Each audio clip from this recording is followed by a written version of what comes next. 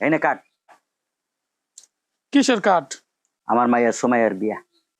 ও খুব ভালো। তো আমার তো কিছু বললেন না। তো তোমার জানাইতে হইব কেন? তুই কি বিয়াত যাবি?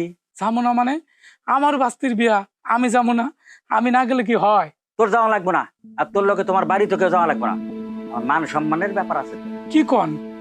আমার জন্য আপনার মান সম্মান যাইবো? যাইব না?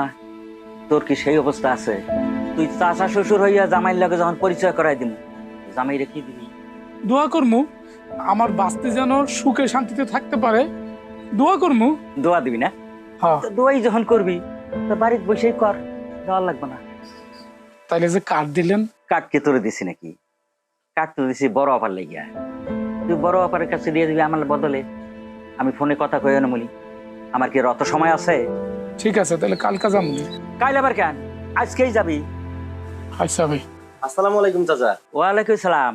তুই আইসস, ভালো হয়েছে। এই নে কাট, তোর ফুফুর কাছে পৌঁছাই দিস। কিসের কার্ড চাচা? আমাকে সময়ের বিয়া। সত্যি চাচা? হ বাবা, সত্যি। যাক, অনেকদিন পর বোনের বিয়াতে আনন্দ করতে পারমু। না না না, তোকে তো দাওয়াত দিতে আসি নাই। কেন চাচা, আম করে দাওয়াত দেন নাই কেন? তোরা যে বিয়ে বাড়ি যাবি, তোকে সেই পরিবেশ আছে? তোরা জামাইরে কি দিবি? কিছুই তো দিতে পারবি না, তাহলে তোকে বিয়েতে দাওয়াত দিমু কেন? এটা কোনো কথা চাচা?